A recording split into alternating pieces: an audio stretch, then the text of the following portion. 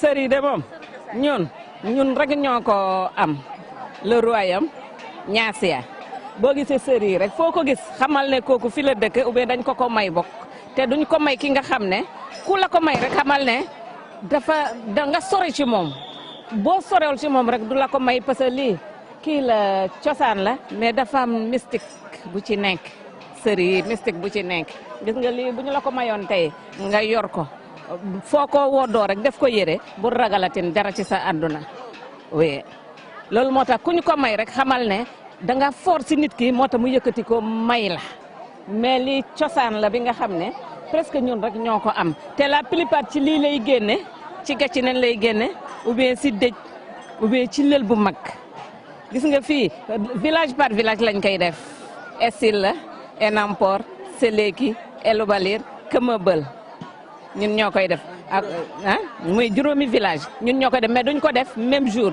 ñii dañuy def semaine bi beneen semaine ñeneen defaat noonu lañu koy defee mais lii mofa bi rek la am mofa bi rek la am mooy sër yi mofa bi rek la am ak ñaas ya ñun ñoo koy am ñeneen ñi dañuy tricher sax mais du niroo defin bi du doon benn parce que par avant coton la ñuy jël ñun sax ñoo koy defar da ngay jël coton bi defar ko ba nga pare nga yónnee rabakat mu rabal la ko bu la ko rabal ba pare nga ñaw ba pare takk yóbbu ko si cuub kat woon sax ñun ñoo doon cuub man sama magu yaay dafa doon cuub fi la ko daan cuube ba pare tekki mu am ay weex noonu comprendre nga donc li cosaan bu yegg la cosaan bu yàgg nga gis nii. est-ce que dañuy loo xam ne mën nañ ko sol à n'importe quel moment à part dañ koy gis ne dañu koy rogante tamit doom. am na ñi nga xam ne dañ koy rogante seen doom parce que day aar seen doom yi moo tax ñu koy rogante seen doom ndax day aar seen doom surtout bi nga xam ne nit ki dafa dugguleel ba pare comme ambacay bu ñuy dugguleel xam nga dafa am ay sër yi nga xam ne dañ koy jox ñu dugg yooyu bu génnee ñun suñu famille bi rek ñoo ko moom comme man mii suñu famille bi rek ñoo ko moom léegi man ku ma ko may kooku téere la. téere lay doon bu dee yëkkati naa ko may la ko day doon téere ci yow comme ça comprendre nga fooy de da nga koy yóbbu booy tëdd guddi mën nga ko sango foo ragalee rek mën nga ko yor comprendre mais ñun rek ñoo koy moom te ñun rek ñoo la ko mën a may aussi bu dee lël la woon bu dee lël bu mag la woon ah voilà c'est ça. ci mariage yi tamit dañ koy woddu si comme seet bi bu ku sëyi après dañ ko koy solal woddal ko parce que toujours day aar. tey bu ngoonee tamit jigéen ñi dana ñëw sol defaru ñëw wanewu tamit. waaw bu ngoonee jigéen ñi dañuy solu quartier bu nekk dañuy solu ñu ñëw daje fii bu ñu dajee fi kon dañuy naan dañuy gunge sabar yi ñuy tëgg noonu mooy orangen dañ koy gunge léegi dañuy fecc bu kiyee dañuy ñëw dugalaatu orangen yi fële lañ koy teg bu ñu ko tegee rek mooy jeex na nag ba 2 ans encore 1 an 2e année lay amaat waaw. voilà. sa kàddu gu mujj la.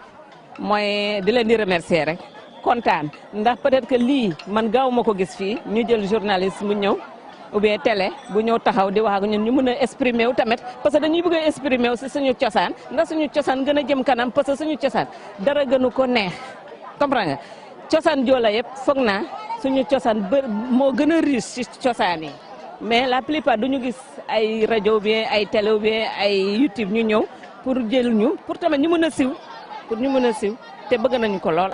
waaye tamit bu ñu nee Keumbeul tamit sa xel si lan la war a njëkk a dem parce que village bi ñu bëri xamuñu ko tamit.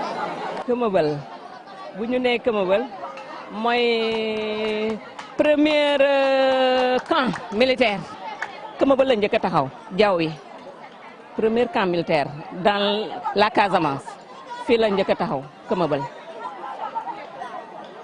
donc bu ñu waxee loolu rek sa xel si loolu lay njëkk a dem mooy cantonnement bu njëkk a Keumbeul lañ njëkk a taxaw waaw. wala tamit gis nañ ne da di village bu bëri tamit xaw a bëri mystique aussi am ay tour am ay interprètes am.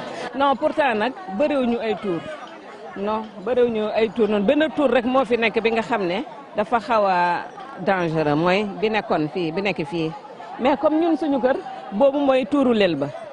mooy tuuru gàcci nen bi mais foofu fu mu nekk suñu kër sax même booy indisposeur mën nga dugg sans problème xam nga lan la bañ foofu boo fa tegoon 1 million nit ñi ñëw rek fa la koy bay boo ko fa tegoon pendant des années fa lay nekk ba nga fekkaat ko fa. daa mel ni moom histoire Keumbeul la tamit. waaw même garage bu ay jamono. waaw boo fàttee sa saak da ngay dem. ñëwaat fekk ko fi voilà c'est ça gi buntu bi nga dem voilà parce que tour boobu moo tax mais boo ñëwee ci kër gi fekkoo fa nit da ngay tànk ndox nga naan. parce que bu dul loola tour bi day xalaat ne da nga ñëw pour sàcc nga dem loolu moo tax ñun fii Keumbeul kenn du fi sàcc loo fi mënut a bay am na ku fi mës a bàyyi pochette am pendant 1 an mais bu mu ñëwee gis nga kër bu ndaw boobu foo lañ ko teg ci kaw bu mu ñëwee rek foofu la ko fekk ci kaw tamit donc loolu tamit bokk na si suñu kii dëkk luy aar suñu dëkk quand même di leen di remercier kontaan si yéen kontaan merci beaucoup.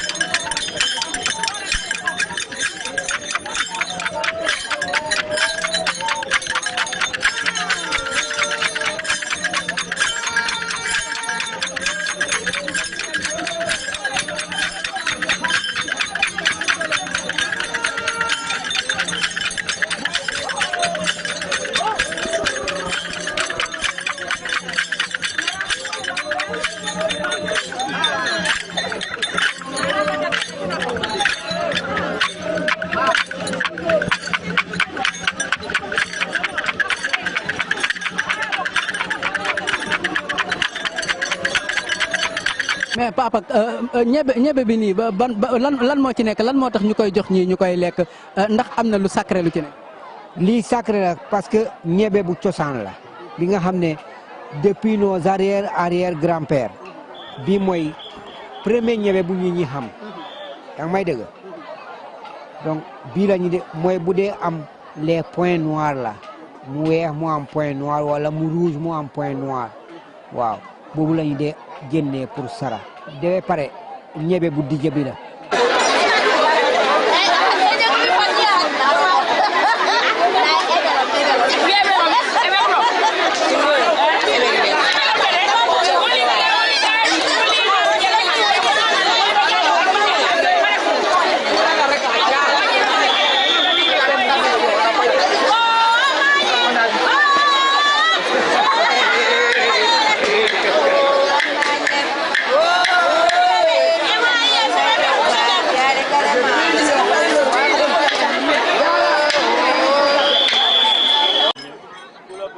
voilà tey nag ñu ngi madame le maire ñu ngi lay ziare. waaw maa ngi delloo ziar. tey nag ñu ñëwoon fii ci dëkk bi gis fekkee fi lël bi tey lan nga nu mën a wax ci lël bi en tant que autorité. waaw en tant que autorité daal ñu ngi nii lii cosaan la boo xam ne fii lañ ko fekk ci suñuy maam donc muy am tous les 2 ans loo xam ne ñaari at yu ne dañ koy def di ko defal mooy doom yu góor yi bu xasee commencé génne bëñ daal waaw mën na def cosaan bi. waaw mais en tant que autorité tamit may lancer appel ñu bàyyi ñu xel tamit bu baax a baax ci lii ndax événement la boo xam ne dafa dem ba jël ampleur boo xam ne ndax tey jaxasoo nañu ci xeet yi bari moo tax yëf yi day am doole ba nga xam ne xaj na voilà suñu doon am ndimbal tamit ci wàllu woowu day baax waaw. tey jaxasoo ngeen ci ay xeet yu bari yan xeet ñoo fi nekk. waaw xeet yi yëpp a ngi fi ndax tey doom yi dañuy doxantu dañuy tukki ci wàllu liggéey lu ne dañuy dem exode comme exode bi nii xale yi dañuy dem ci dëkk ba dëkk. di liggéey donc mën na dem mu am fa doom ci beneen xeet tukulóor yaa ngi fii séeréer yi ñoo ngi fii soose yi ñoo ngi fii waaw yeneen xeetu joolaay tamit ñu ngi fi waaw moo tax jaxasoo bi bari na ba nga xam ne waaw mooy waral gan yi di gën a bari tamit waaw. mais est-ce que ndax dina am accompagnement fii ci cérémonie bi maire bi ndax dina ci def wàllam. waaw nii dafay xaw a doy waar pour l'instant taxawaguñu taxawaay bu ni mel daal. waaw mais xañ na dinañu organiser de sorte que bu naree am tamit ñu xool nan la ñu mënee jàppale nit ñi ndax da di loo xam ne nekkul lu ñu regroupé parce que par famille la xam nga bu doon lu ñu regroupé comme lël bu mag bi nii laa dina gën a yomb mais nii par famille xam nga tey ñii ñu ngi fi am na ñeneen ñu ngi beneen fan am na ñeneen tamit ñu ngi beneen côté voilà moo tax muy xaw a jafe daal ci wàllu woowu waaw day xaw a jafe. mais ci wàllu organisation aussi. waaw organisation bi mi ngi nii de. xaj na bu yàggee dinañu jéem a xool nan la ñuy lijjanti ba nga xam ne day doon organisation boo xam ne par exemple village bi yëpp ñu boole seen yëpp ci benn bërëb waaw mooy gën a yomb ci wàllu jàppale bu ci taxawaay bi daal waaw ndax nii dafa xaw a éparpillé waaw doo xam kan ngay jàppale bàyyi ka ci des ndax village ba village ndax Enampor Essil def nañu Enampor def na tey ñu ngi nii Këmëbël semaine bii di ñëw dinañu dem Bandial bi si topp Séléki ainsi de suite te xam nga bu doon dañuy regrouper village bu ne ñu boole seen lépp day yomb mais fi mu ne ni par famille la waaw par famille la ndax fii nga gis ne tey xaj na ñii ñu ngi fi beneen famille mi ngi feneen beneen famille tamit mi ngi fa ci des waaw moo tax mu xaw a jafe. mais ndax lël bi am na impact ci côté économie bi. tey mën naa wax ne am na impact de ndax moom wax dëgg yàlla dépense la boo xam ne bu metti la. metti na torop comme ni nga gis ne gis nga mbana yu ñu teg nii lii yëpp dépense la waaw day metti torop day metti mais faaw nga def ko ndax daf la war ndax gan yi ak yooyu boo leen wooye tamit bu ñu ñëwee faaw nga jox leen ñu lekk faaw nga jox leen ñu naan waaw moo tax économiquement xaw na jafe torop. tey li ñu waxtaan yëpp boo ma ko doon traduire ci ngay waxtaan ak sa mbokk joolaa yi tey. ma ci joolaa. waaw ni saful burupe negul jamaw jujowlo joɓi baɓe geɓol gaccin nen nga gogon hopiyal menuk kanal mata tono tolal goni sippayolal eyi baccin baɓuɓe magen sume bara jama urilong wilome urilongo nuylome sikkan sirelem panun nom dépense jelo nu guñoral jama guñololal gu rewtirere mo fobbi donc si het sa supe usurewre e kamme ni kan lini guñen gololal ay jama may jimangene ɓe jogor yaw ɓare pat teñi mata kanut bo fomen fatit tanor ay ti gebel acceni gogi goyil wurare go bagir gago foto ñere kamme pan kan teñini ga jogor gago mais sinon kakam bo wa fonu mi bo simit suba sono sanni hiba baj ni summay fop ni bugam bugago mata ciosan yolo lal tonu tolal yo wa sama kaddu bu mujju moy xana ñu ñaanal ñepp rek xalé yi ñu li ni tay ñu initier tay ñu mag ñomi tamit ba ëlëk ñu andi fi seen jabot waaw ñuy ñaanal ñepp am jamm ñi nga xam ne ñëw nañu teewee événement bi ku ci nekk tamit nga dellu ci jàmm waaw merci beaucoup.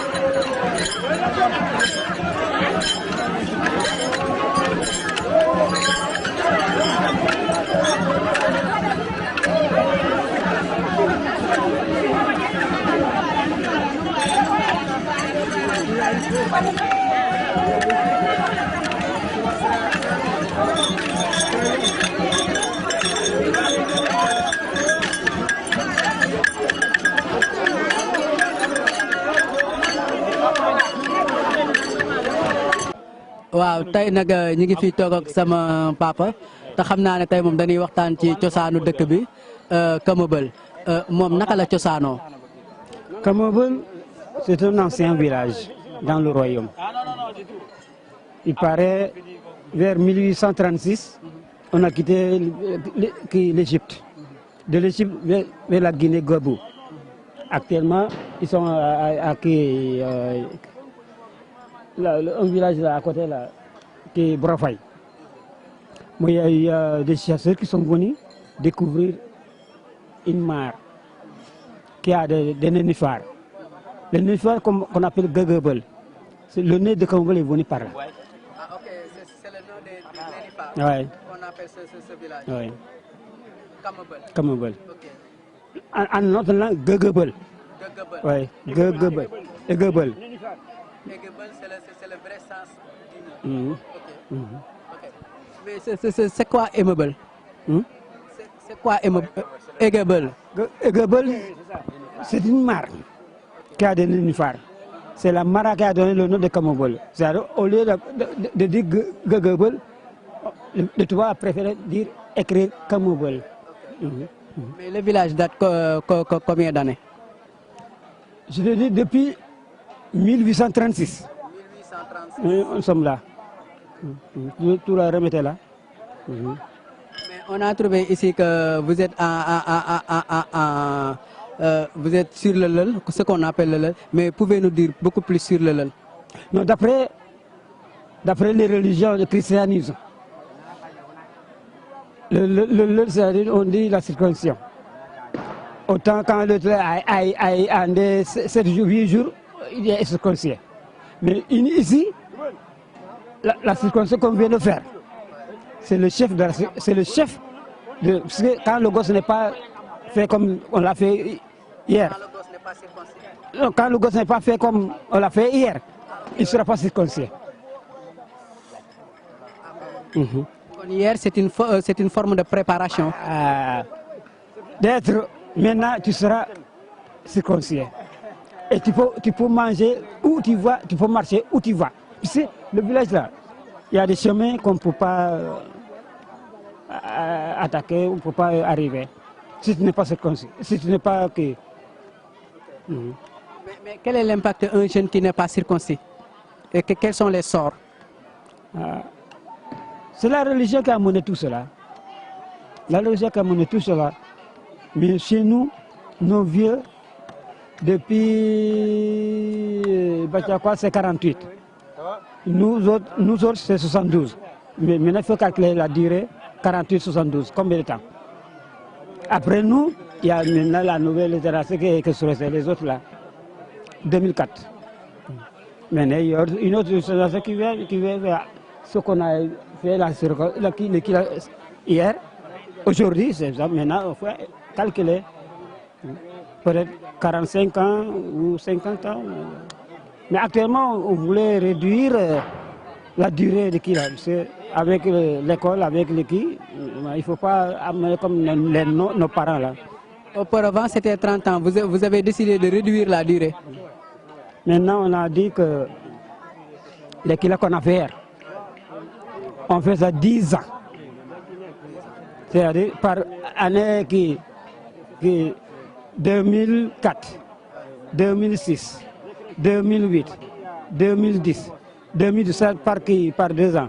C'est par 2 ans et c'est pair aussi. C'est pair.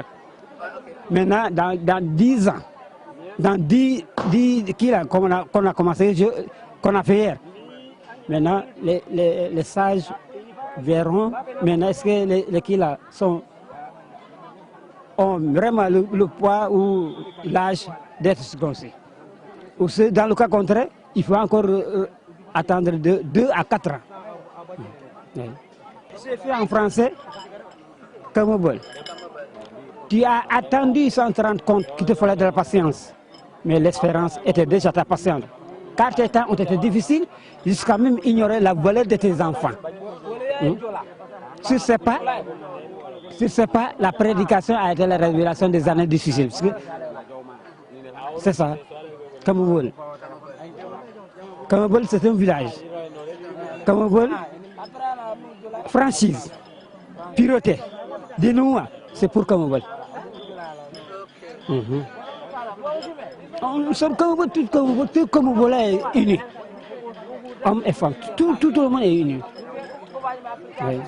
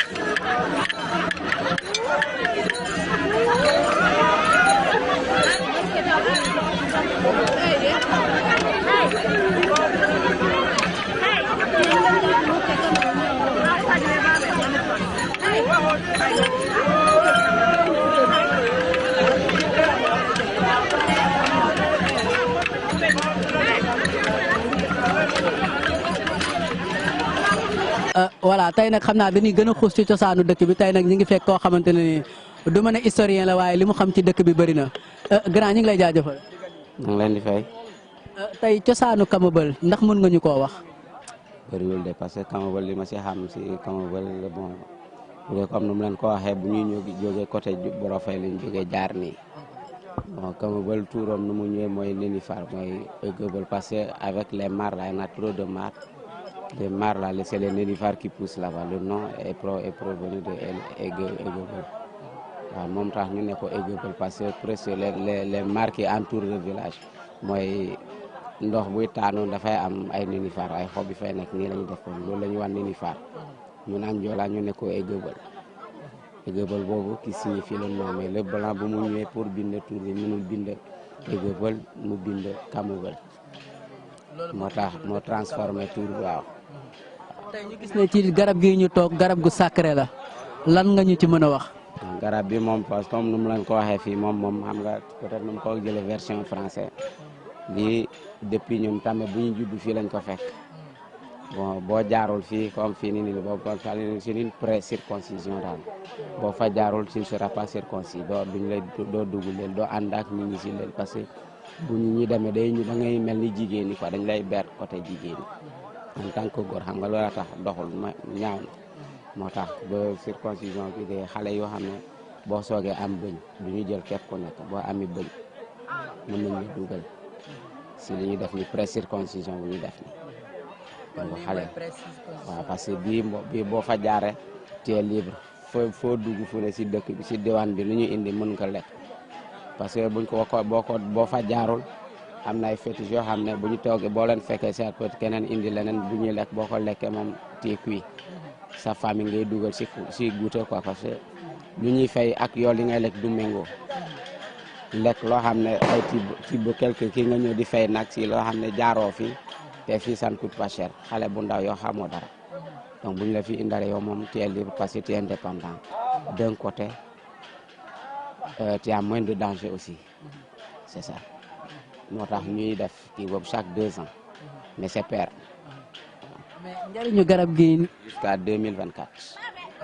2026 waaye dimanche. autant pour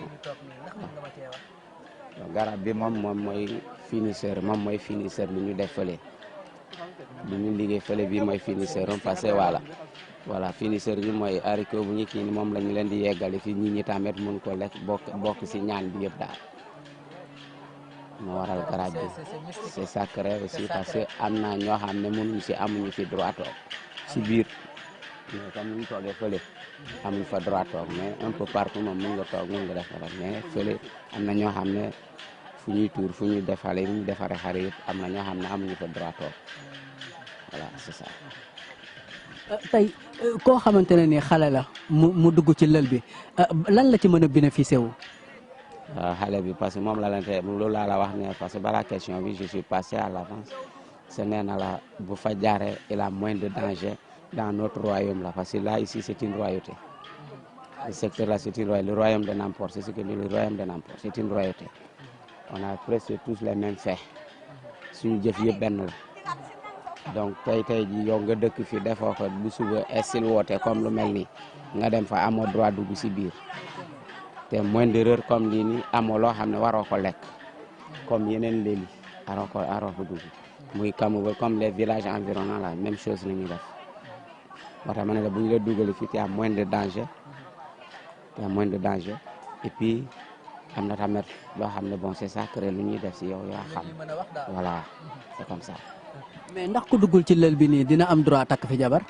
duggul lël bii nii non non takk jabar moom c'est loolu moom ñun garawaluñu ko l'essentiel yow ak daw si ngeen dugg voilà c'est comme ça.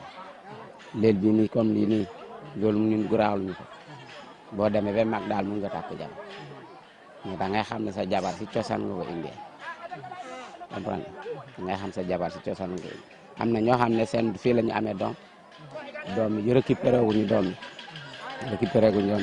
mais au finish bu dee doom bi dafay continuer il sera obligé goro mi ñu dugal ko si kii pour écarter l'enfant du danger parce que dañuy ànd ak seen morom du ñu xam fu ñu lekk ak fu mu waru lekk morom mi bu ñu sëgg rek day ànd ak ñoom su boobaa suba bu amee problème ça sera pour un bénéfice da ngay ñëw fay loo xam ne waroo ko fay parce que lekk benn bool war a fay nag ak sangaram ak leneen dafa doy waar mais il y a pas de danger même séeréer quoi que ce soit il est là mën na dugg si bu war a ñibbi na ñibbi y a pas de danger waaw. kon maanaam su ma déggee lël bu ndaw bi pour aar xale bi la aar xale bi la pour buy dugg ci àdduna lépp loo xam ne jox nañ ko muy lekk wala lépp loo xam ne attaqué na ko rek mu mën ko cee aar. loolu dañ ciy sonn rek dañ ciy sonn waaw parce que ñun bu ñu juddoo noonu lañ fekk suñu maam boo juree sa doom foog nga aar ko parce que xamoo fu muy mujj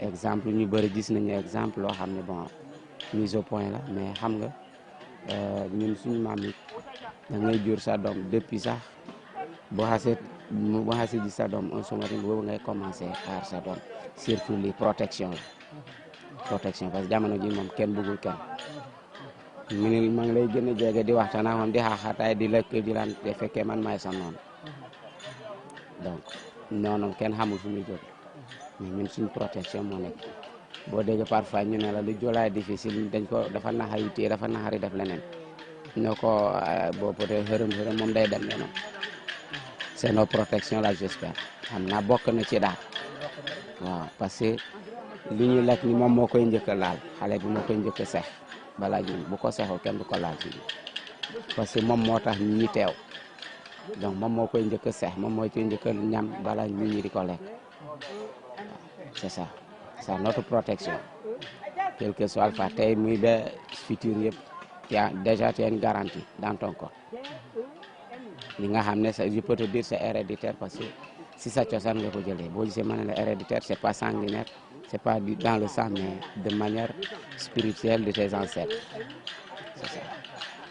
tey ban question laa xamante ne laajuma la ko te bëggoon nga mu ko wax ci dëkk bi te laajuma la ko.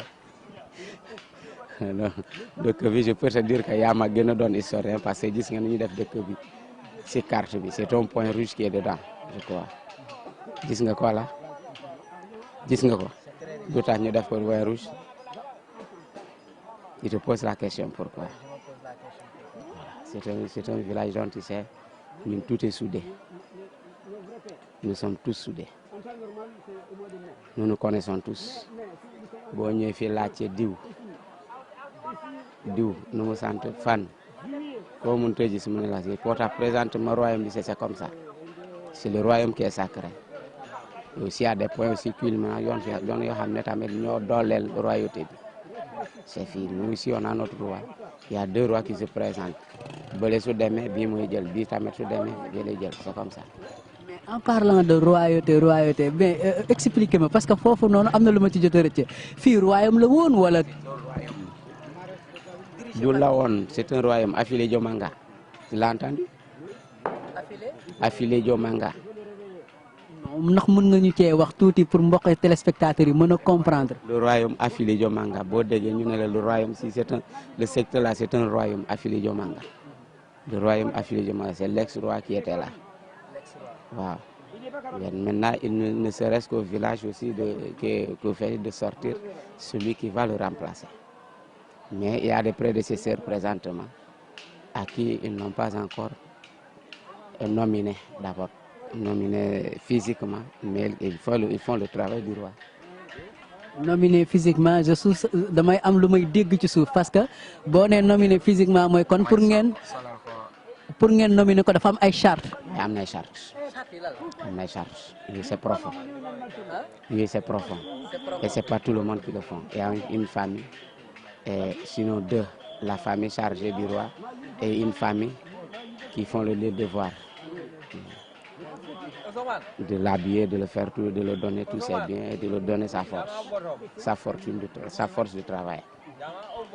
boobu ba léegi roi bi nommé wuñ ko lan moo waral loolu. Non, ça dépend les gens vont un peu passer, il s'agit d'étudier voilà. Il s'agit d'étudier qui est quoi parce que comme aujourd'hui nommer un chef de village, je veux savoir qui est qui. Et par qui et quelle famille. Voilà, il y a aussi des secrets qui s'y trouvent quoi. Secrets. Je comprends. bon ci côté boobu am na loo xamante ne nii mën nañ ko cee wax mais am na loo xam mënuñu ko cee wax même ba ci côté lël bi gis na yéen joolaa yi da ngeen bëri secret trop ci seen côté biiru néeg da ngeen cee bëri secret trop lan moo waral loolu secret. moo waral suñu mandute bi joolaa dafa mandu parce que lu tax man la joolaa dafa mandu joolaa chez nous comme tey jii nii boo may def dara bu ma lay wax waruma ko wax sa ginnaaw waruma wax lu ñaaw sa ginnaaw. looy def boo ma si yégalee ma xam si dara ma ne la diw nii la boo ma si yégalu tamit ma déglu la mais bu ma xamee yow kii di def xamu si leneen mun naa la woo mais du ma dem si keneen joola du jóg xanaa génération bu léegi jamono bu léegi mais joola jóg noonu moo tax joola man si sa yëf si li nga yor ak si li nga xam joola tamit réyul joola du jàpp c'est ça notre critère joola du jàpp boo ma defoon lu ma métti tey bu ma la ko waxul du ma ko jàppee lu métti sax mun na tax ne diw baal naa ko fini yaa ngi gis c'est pour cela ñu bëri di xalaate peut-être joola c'est secret waaye chaque ethnie am na secret am ethnie bu ne am na secret am na loo xam ne du ko fësal bon nous sommes ne lii lañu fi fekk tamit xam nga aada ten kenn du ko wor boo ko woree bu suba yaay fay les pots cassés sinon yow boo fay les pots cassés c'est la famille c'est ta famille que tu mets dans un puits tu as creusé un puits nga dugal leen foofu tëj suul leen parce que jëf di nga jëf ju bon yooyu ça revient ça va te répercuter dans ta famille c'est la famille moom moo lay yóbbu moom ngay sonal moo tax da ngay ñëw bi nga ñëw ba léegi yaa ngi gis les portes des maisons ouvertes la kër boo dugg fekk ñu ubbi buntu bi te kenn nekku fa c'est ça notre devise kenn du jël comme tey ji léegi bi nii boo fi jëlee dara même nga ramasser dara loo xam ne daa woddu si borom bu ko gisul daf koy laajte suñ ko gisee ki yor kii bi lañ koy jox kenn amul droit jël loo xam ne moom moo ko même boo ko jaawale sax nga indiwaat sinon waay tu risques de pécher. sa kàddu gu mujj la. mais sama kàddu bu mujj mooy maa ngi leen di gërëm. Greenview TV ok maa ngi leen di gërëm jaajëfal tamit lii moom mën a fësal tamit cosaan bi ak dëkk bi yoo xam ne peut-être am ñu ko musul gis am ñu musul xam ne lii fii lay am dañ koy def chaque 2 ans mais c'est des années paires de là jusqu'en 2026 waaw et que yàlla ñu fekkee 2026 incha allah ak yeneen vision quoi. Bonjour.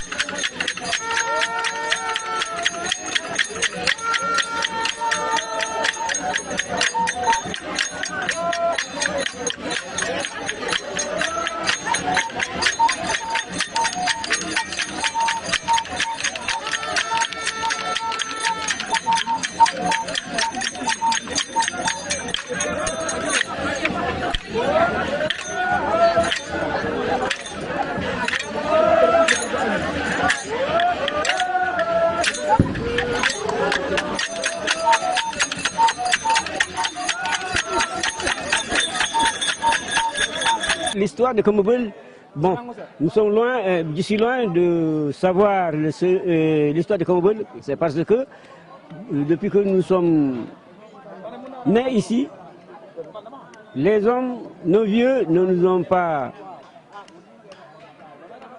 bien éclairci l'histoire de Komobol. Oui. Komobol,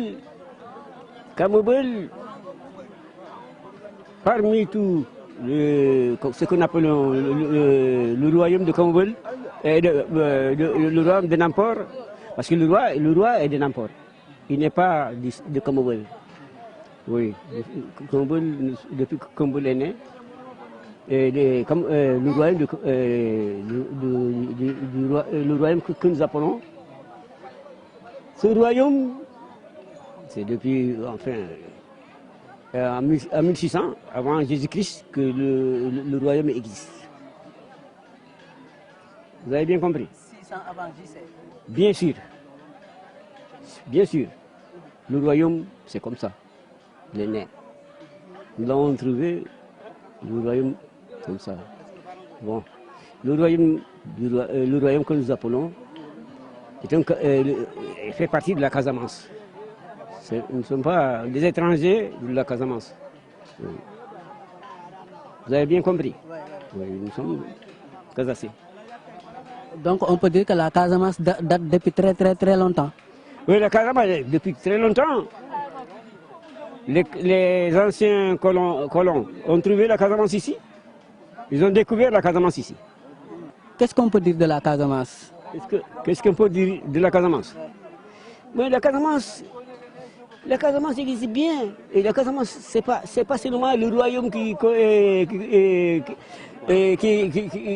commande la Casamance. La Casamance,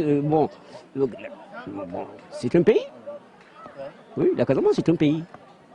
Et celui qui dit que la Casamance n'est pas un pays, non, il n'a pas compris. Oui. Vous avez entendu et compris? Oui. Mais on a trouvé ici une cérémonie, ce qu'on appelle le lel. Le lel, oui. Vraiment, c'était un peu... Bon, ce qu'on a remarqué, c'était un peu mystique, parce qu'on a vu la panne des femmes, cet arbre qu'on s'assoit ici. Pouvez nous dire autre chose? Bon, écoutez bien, il faut bien m'écouter. Hein. Et bon, ce que vous dites, ce que vous n'avez pas compris, c'est parce que vous avez vu ce qui s'est passé aujourd'hui, n'est-ce pas? Ouais. Et vous n'avez pas compris. Ouais, on n'a pas compris. Eh bien, je vous ferai comprendre.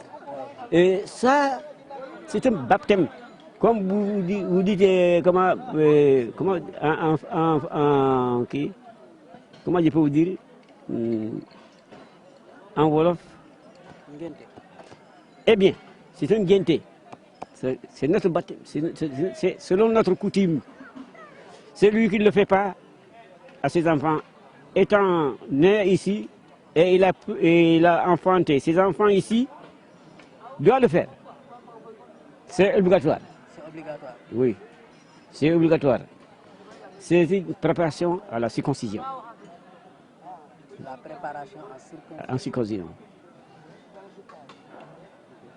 Un enfant qui ne le fait pas, un enfant que son père ne l'a pas amené ici, l'enfant ne devait pas faire accès à la circoncision.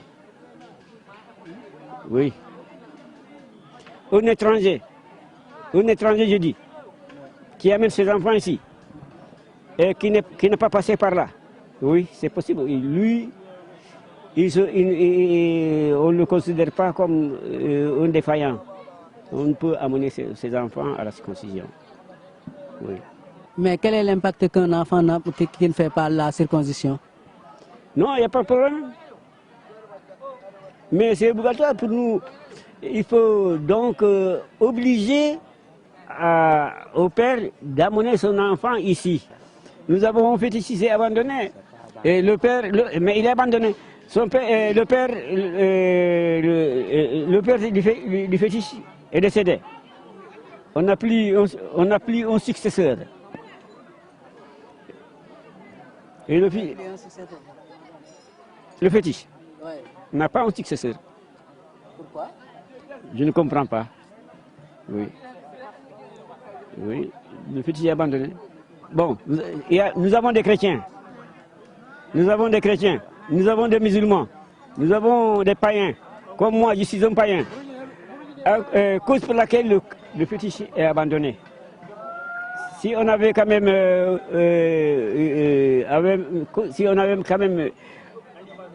un problème commun, le fétiche ne sera pas abandonné.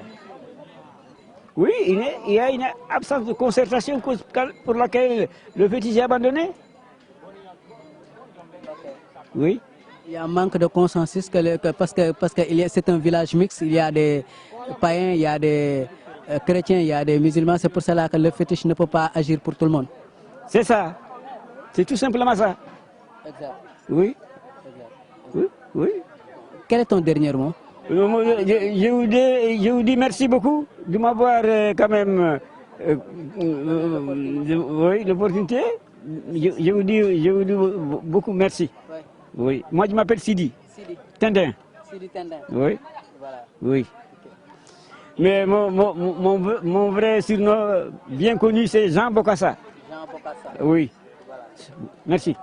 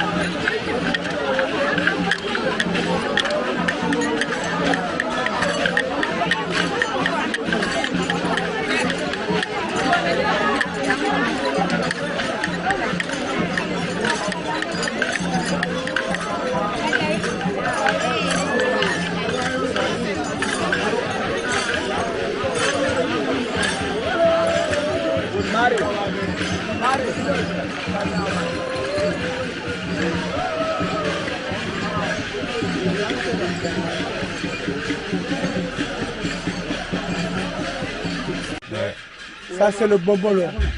On tape. S'il y a une cérémonie, on tape. Et ça montre qu'il y a un malheur, ou bien il y a une manifestation, ou bien il y a une réunion. Quand on a une réunion, on tape.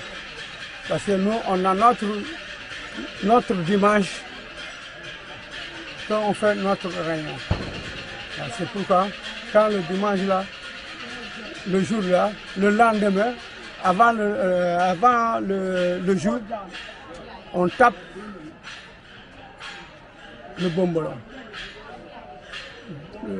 Tous les gens savent que demain on a réunion. Donc c'est une source Autant de notre parent. Maintenant, comme on a des téléphones, on a notre portable, il tape ça rarement. Quoi. Il tape ça rarement parce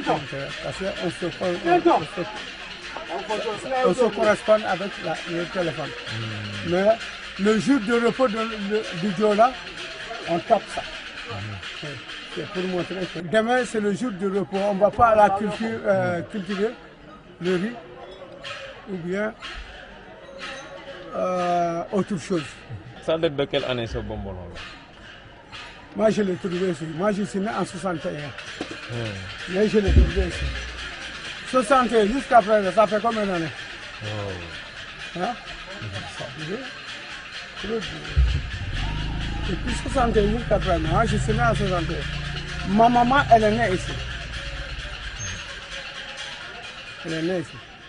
Alors moi, je suis né en 61. Jusqu'à présent, c'est là. Voilà.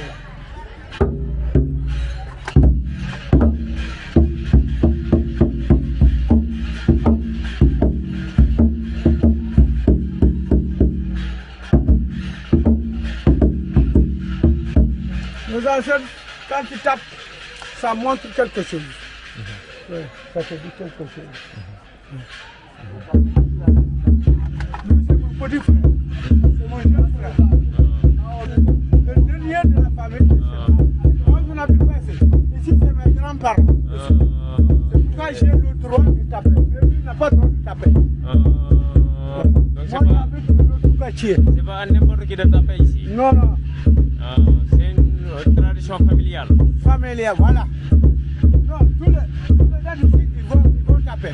Mais nous qui habitons de l'autre côté, c'est parce qu'on n'a pas, notre parent de là-bas, là, ils n'ont pas voulu de cotiser pour acheter ça. Donc, nous qui sommes, non, maman, elles sont nées ici. Elles sont mariées à l'autre côté. Nous, on dit Essempou. C'est un héritage. Voilà, nous, on a le droit de taper. Personne ne nous arrête. Mais lui, c'est mon jeune frère. On est du même père. Lui, il ne va pas taper. Il n'a pas osé. Sinon, on va lui casser la gueule. Voilà. D'accord. C'est ça. Donc c'est pas à n'importe qui de Non, taper non, ici. c'est pas n'importe qui. Lui, il peut taper. Comme ça, c'est mon frère. Parce que lui, sa maman, Elle est d'ici. Ok. Voilà. Donc c'est héréditaire. Ouais, voilà. C'est ça. Ok, extraordinaire. Mais on retrouve plus ces instruments maintenant. On appelle ça Ebissa. Ebissa. Oui, Ebissa. Ebissa. C'est comme on appelle Kebissa FM. De celui-là. Ok. C'est ça qu'on dit Kebissa. Eux, ils disent Kebissa. Nous, on dit Ebissa. Ebissa. Voilà. Ebissa, c'est bombolon. Bombolo. En français. Oui. Ça c'est le grand bombolo. Voilà. C'est fait à base de troncs d'arbres. Oui, voilà. Tronc d'arbre. Sculpté, Le quoi. caïcédra. Le caïcédra. Ouais, c'est ça pour fabriquer ça. Tu vois, ça commence à se dire. Ça fait très longtemps. Ça dure. Oui. Parce que... Ça peut faire 100 ans. Oui, oui. Un siècle. Oui. C'est parce qu'on ne le tape pas chaque jour. C'est pourquoi ça dure ici. Et puis à l'hivernage, vous le rentrez dedans ou bien vous le protégez comme ça? En l'hivernage, c'est protégé. Tu vas vu quoi? Tu vas comment on a fait ça? C'est pour protéger l'eau. La pluie ne peut pas tomber là-dedans. D'accord. Tu peux filmer là. Tu as vu comment on a creusé? Le gars qui l'a creusé, tu ne le vois pas. Il ne faut pas aller voir comment il fabrique ça. Quand il va pour le rapprocher avec tout ça. Je ne sais pas comment il va creuser ça. Ça, il va creuser tout ça à l'intérieur. Comment il creuse ça? Un tronc d'arbre. Oui, creuser comme ça. Voilà, tu creuses à l'intérieur là. Ça, c'est pas comme ça.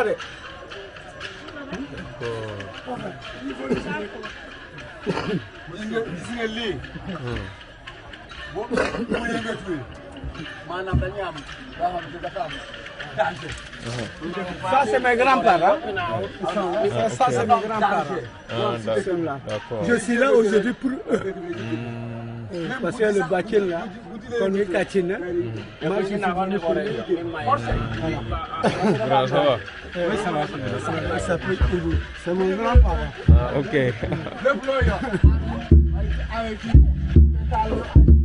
C'est mon grand-parent. Ok.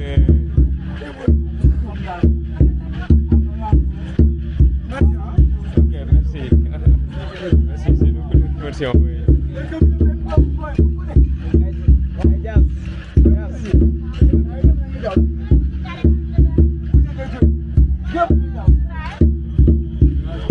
C'est bon, c'est bon.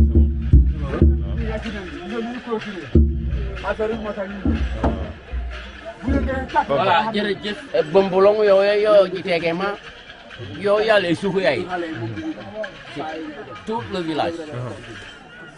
Donc, quand était Homer, il faut que sinon réunion. Réunion, qui est du éther. Une image en danger et du éther. Il se n'est plus.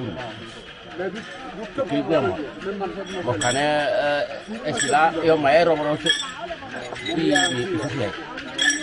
Voilà. Ok. Merci. Vous faites partie de la famille? Voilà, oui. Okay. Parce que ça, c'est une tradition familiale. Oui. Bon. C'est tout Cameroun, c'est tout le village. Mais ils l'ont donné une famille. Ouais. Une famille. Donc, cette famille-là, ça m'occupe. C'est pas n'importe qui vient. Taper. Voilà. Okay.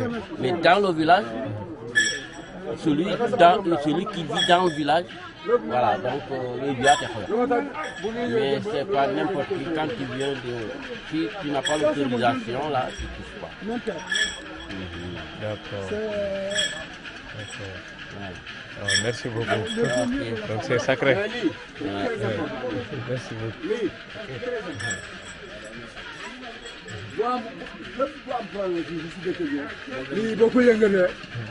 waaw yaa ngi si doon wax si olof.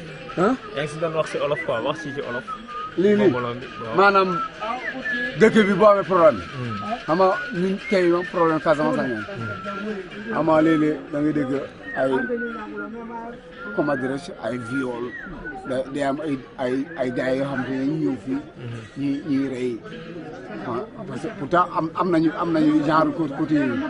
waaw dañuy ñëw ñuy violer femmes yi ñu dem soi-disant c'est des rebelles waaw léegi problème boobu bu ñu yëkkati affaire bi nii bu ñu doon tàkk ñoo ne am na camp nga gis gars yi daw si mais gars yi daw si directement fii la ñuy ñëw pour xam fii la ñu am résultat ñu dugg si dëkk bi am nañ ko fii mais fële lañ koy kii si tali bi fële mooy tubaab bi bu dëkk fële foofu la ñu ko mujjee mais dañ ko reyee foofu entre ak kii ak si dëkk bi mais waa zone bi la quoi.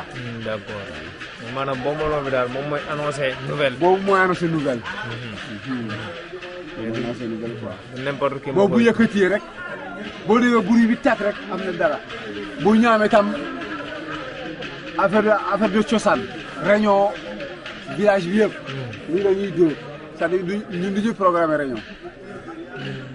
mun nañ ñëw ñu wax chef bi mun na woote ñu wax mais mu ne lii bu yëkkatee rek am na jour bi dañuy daaw si ñoo def ko si saa si. waaw fële lañ koy defee ci mango yi fële. boobu mooy programme yi fële. moom moo programme si réunion bi daar. bu fekkee lu urgent la. waaw lii mooy téléphone bi quoi. suñu téléphone baa ngi noonu. waaw voilà waaw du ñu woote kenn de. mais suñu téléphone baa ngi nii. saa yi bu ñu waxee ba pare. lii bu saabee. téléphone la. voilà jërëjëf. ok jërëjëf. merci. voilà. merci beaucoup.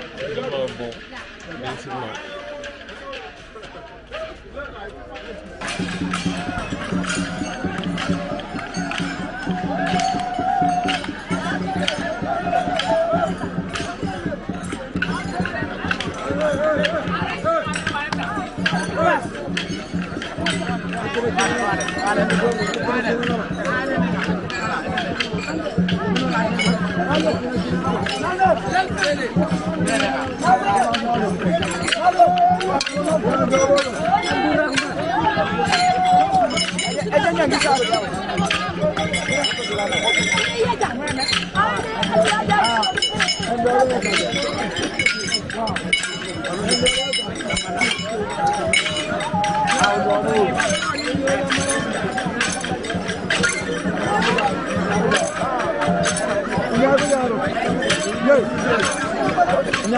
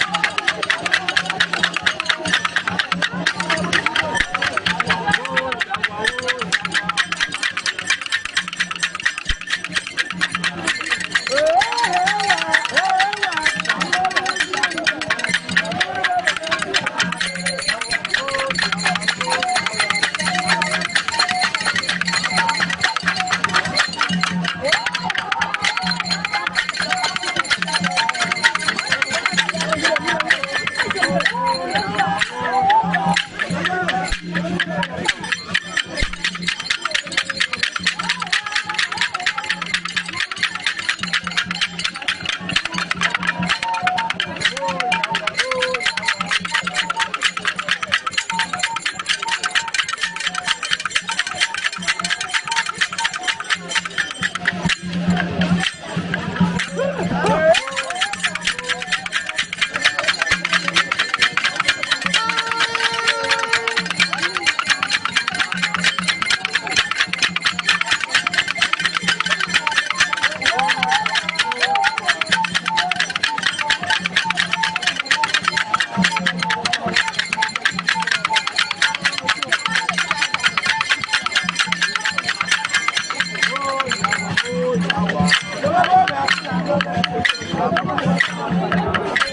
Hãy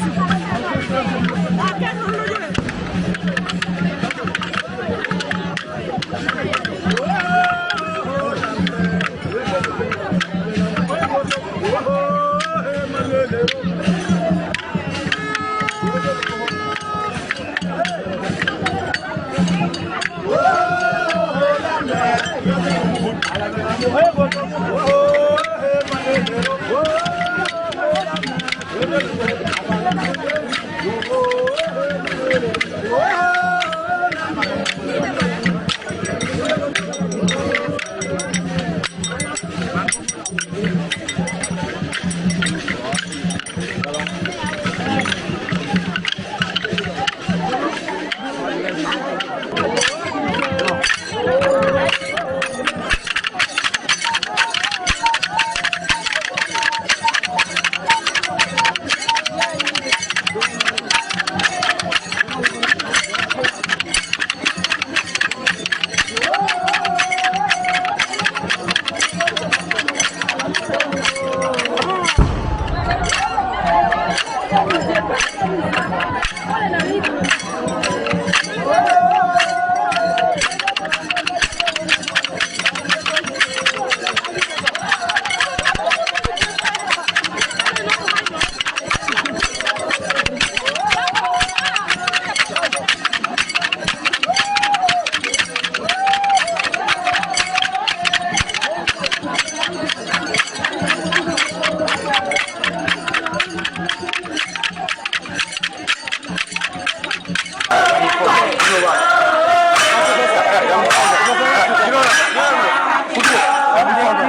Gõ để không bỏ lỡ những video hấp dẫn.